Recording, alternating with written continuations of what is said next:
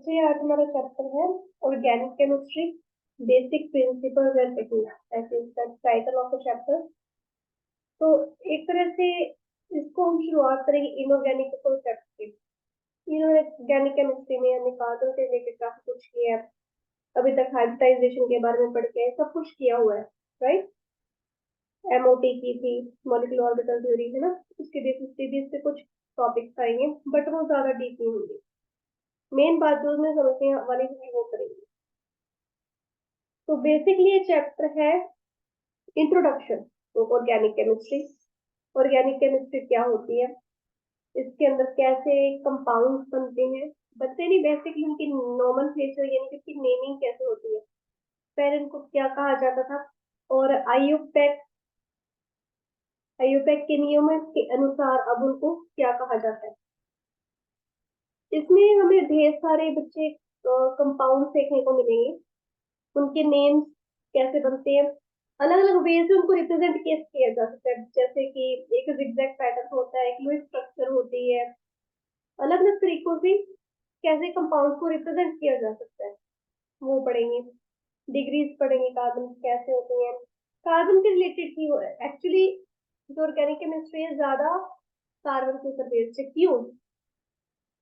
क्योंकि कार्बन एक ऐसा कंपाउंड है जो सॉरी कार्बन एक ऐसा एटम है जो हर एक दूसरे एटम के साथ इजीली क्या करता है, बॉन्ड बना, बिकॉज ऑफ इट्स प्रॉपर्टी। ठीक है, कोऑर्डिनेशन कंपाउंड बना लेता है, कोवलेंट कंपाउंड बना लेता है, हर तरह के कंपाउंड बनाने के लिए कार्बन इज रेडी। तो इसमें ज्यादा बेसिकली हमें कार्बन के ही कंपाउंड देखने को मिलेंगे।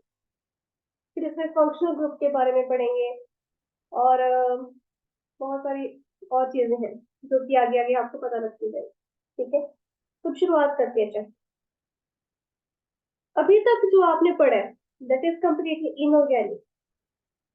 अभी तक जो हम स्टडी करते आए हैं, देखो उसमें क्या होता था, मिनरल्स होते थे, है ना, या कोई ना कोई सॉल्ट होता था जो बन रहा है, एसिड और बेस की रिएक्शन हो रही है, एक्सोथर्मिक एंडोथर्मिक ये सब कुछ हो रहा है। तो पहले के टाइम पे ना, जब हमने इतनी तरक्की नहीं की थी केमिस्ट्री में, लोगों का क्या लगता था कि हमारे पास दो तरह के कंपाउंड होते हैं, एक तो होते हैं इनऑर्गेनिक,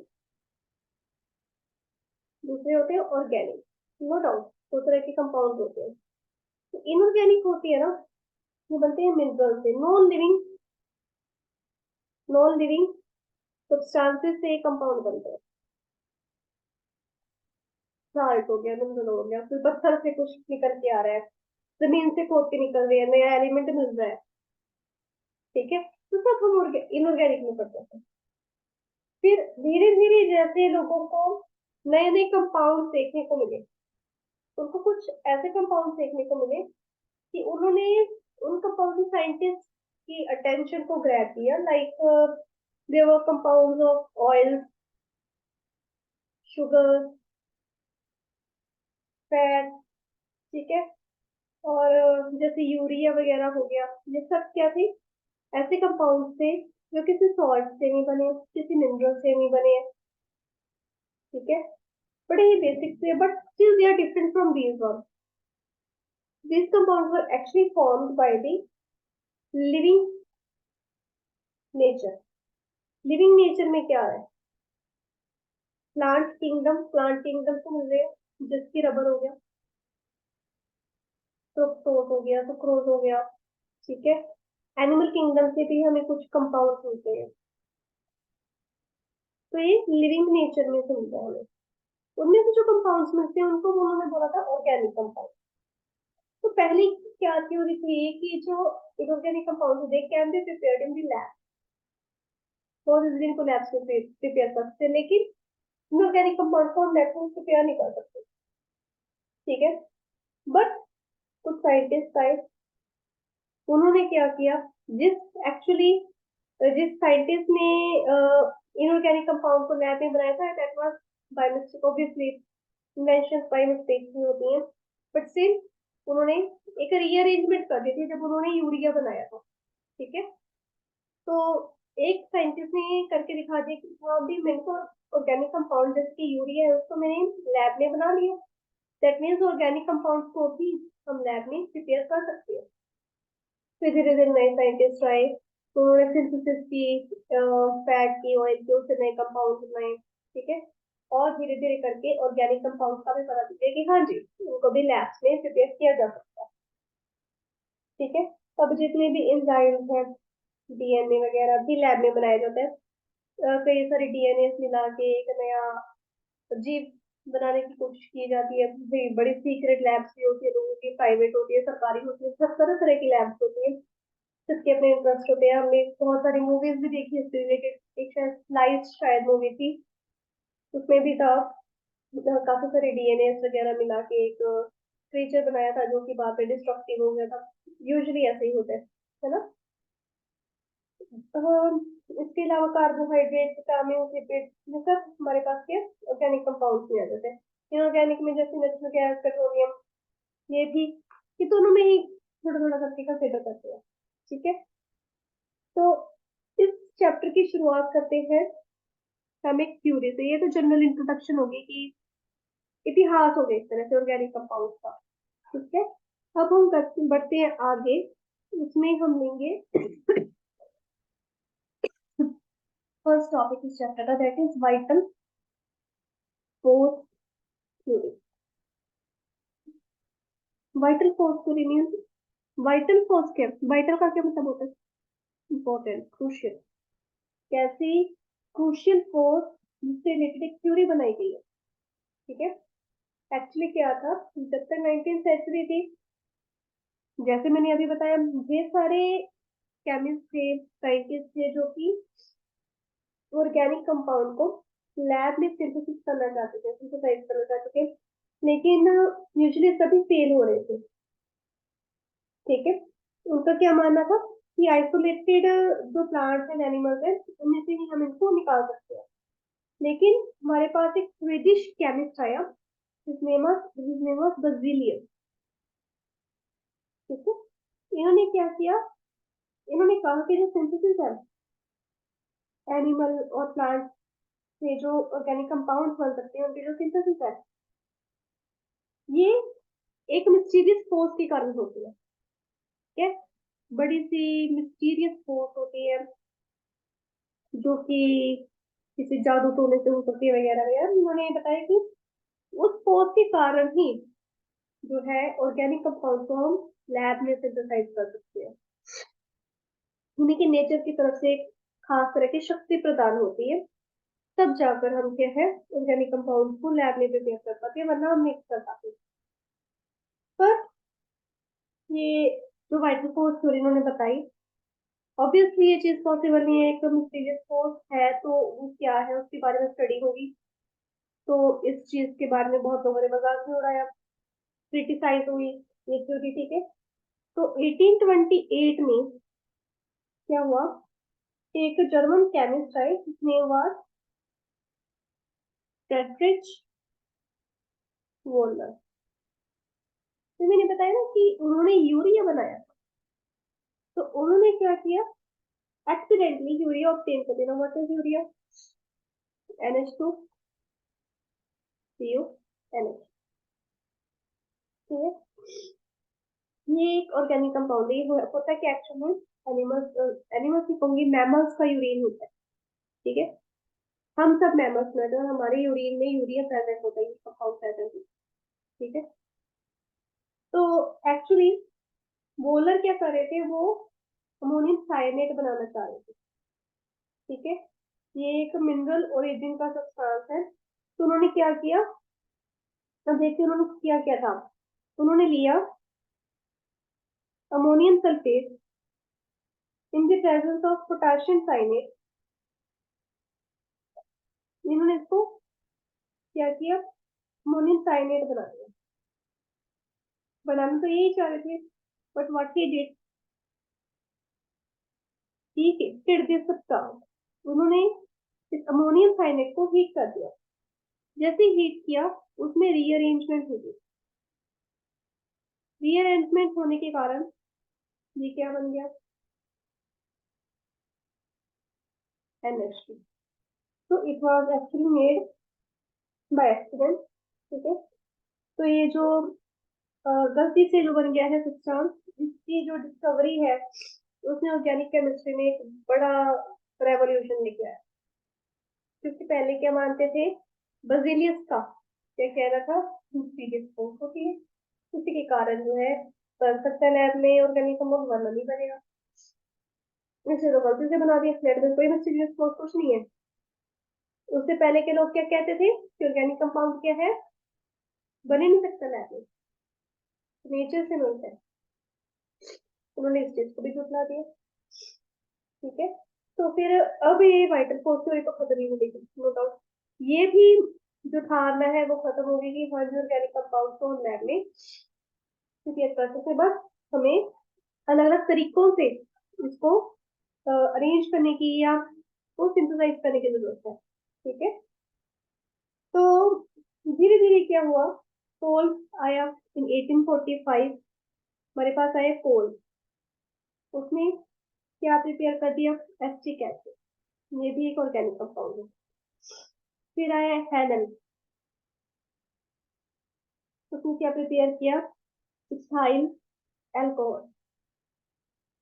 तैयार घर में साग बन रहा है तो ऊपर से सीटियां आपको बच्चे सुन रहे होंगी। फिर हमारे पास आया एक साइंटिस्ट बर्थलोट, उन्होंने बनाया मीथेन।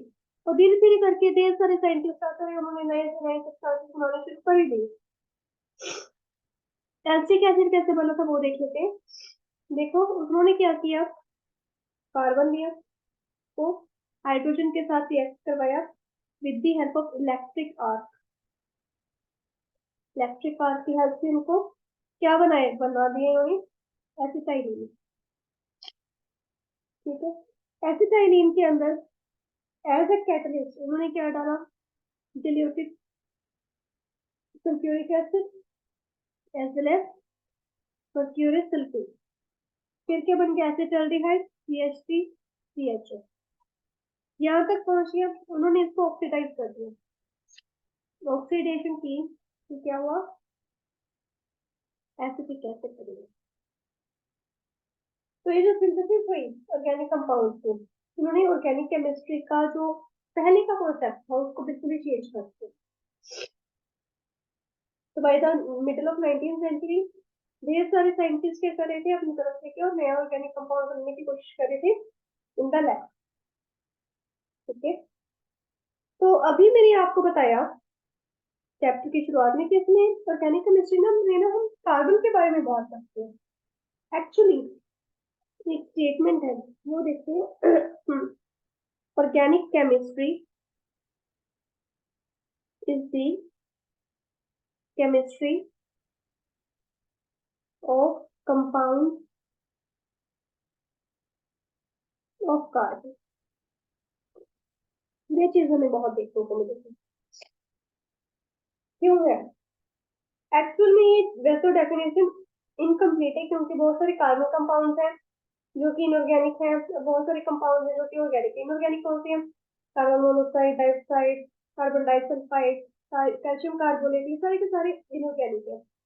लेकिन अगर हम ध्यान से देखें इनऑर्गेनिक से ज्यादा क्या ये ऑर्गेनिक कंपाउंड बनाते हैं।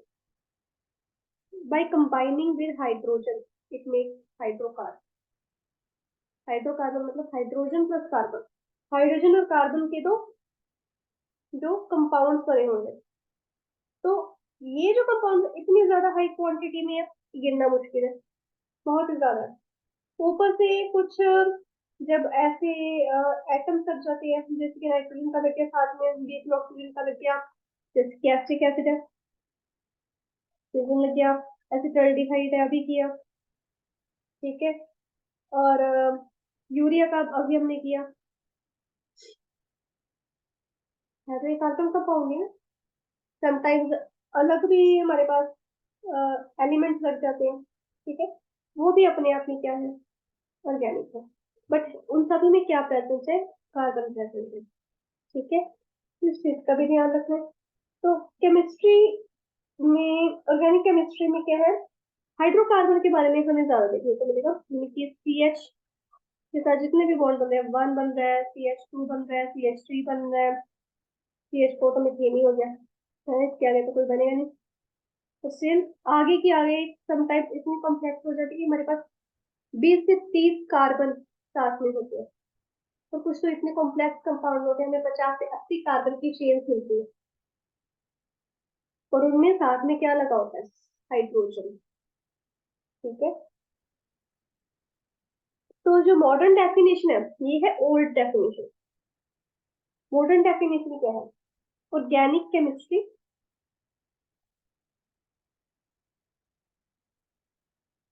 Is the chemistry of the hydrocarbon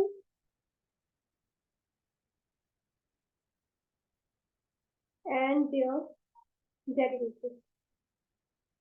ये है सभी। ठीक है, और इस चीज को प्रूव करती है हमारे पास टेट्रावेलेंसी ऑफ कार्बन। टॉपिक किया हुआ है, याद आया? 10th क्लास में था आपको, कार्बन एंड इट्स कंपाउंड्स नाम की चैप्टर, केमिस्ट्री का चैप्टर था, जो काफी बच्चों को डिफिकल्ट लगता था, बट था सिंपल अगर इसको सही तरीके से कर लिया जाए। तो उसमें हमने कहा था कि कार्बन के अपने अपने टेट्रावेलेंट। हाँ बेटा, एटॉमिक नंबर क्या है कार्बन का? 6। ठीक है, अगर मैं इसको एटॉमिक फॉर्म में बनाना चाहूँ, ये न्यूक्लियस, एक दो, एक दो, तीन, चार।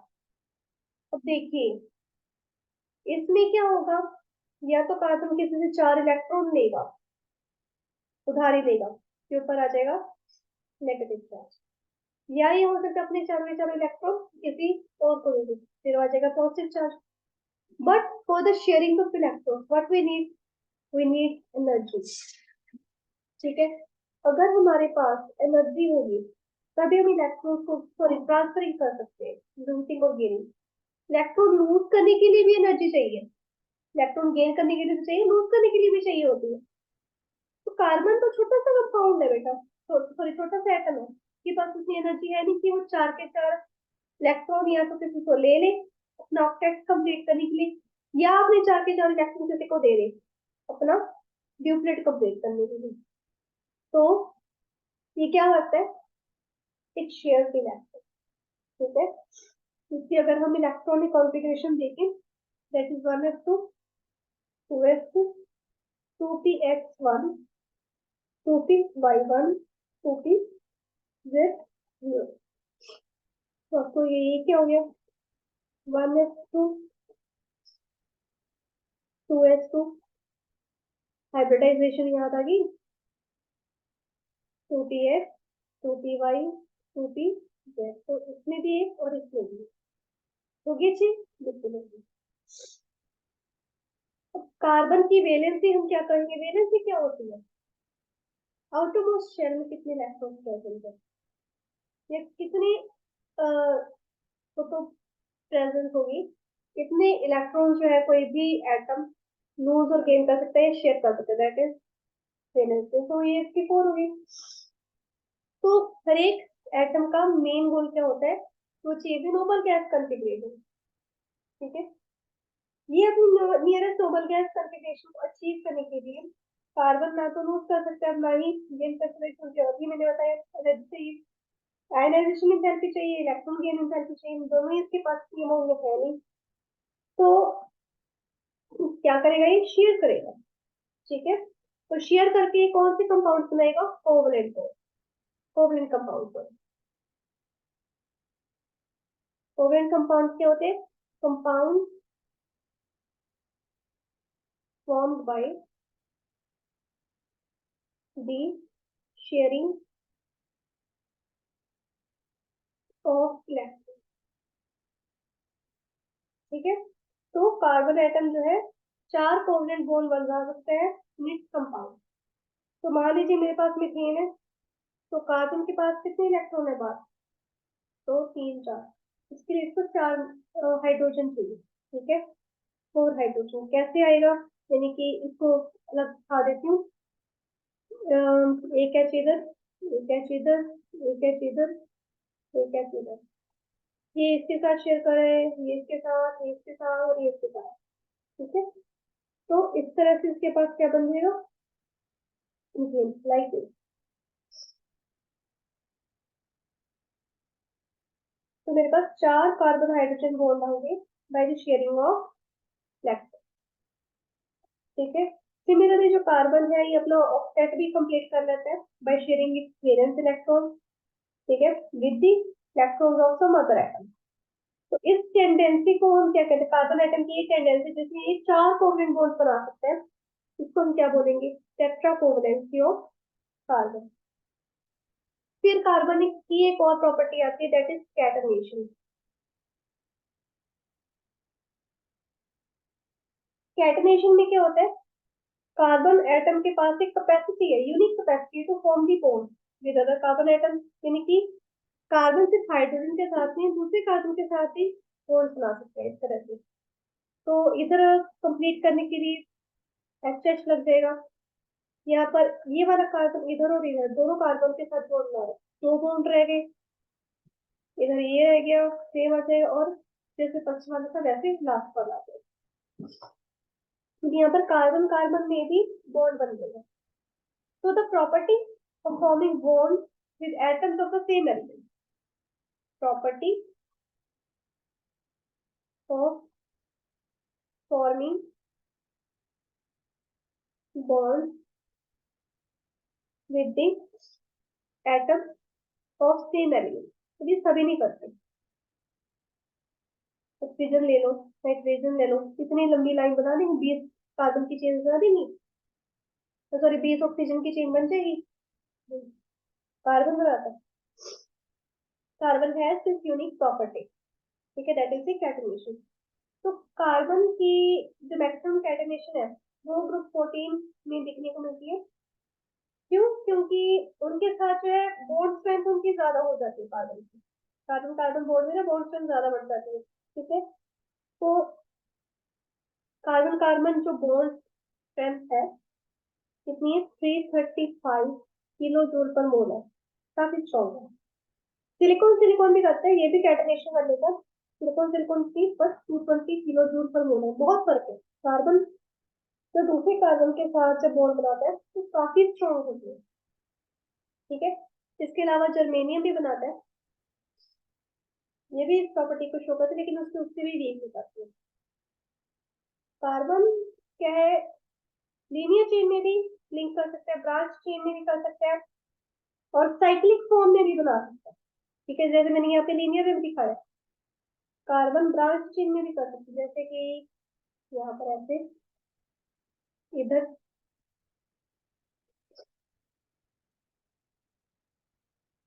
यहाँ पर एक ब्रांच आ गई ना, चाहे आप इसको ऐसे ले लो, यहाँ पे भी आ गया, ठीक है।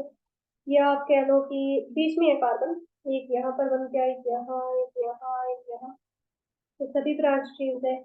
ये जो मैं लाइंस लगा के छोड़ रही है, दैट मीन्स इनके साथ हाइड्रोजन कनेक्ट है, ठीक है। इसके अलावा रिंग्स बना देते हैं, रिंग्स कैसे बनाते हैं, जैसे एक ये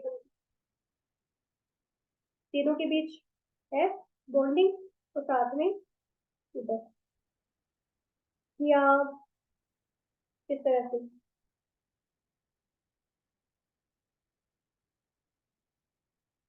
ठीक है। तो इधर ये इस तरह से बॉन्ड बना रहा है हाइड्रोजन के साथ, तो इस तरह से रिंग्स भी बना सकते हैं, अलग अलग साइज ऐसे भी बड़े रिंग्स बना सकते हैं, ठीक है। तो ये कार्बन की प्रॉपर्टी है, क्लियर हुआ।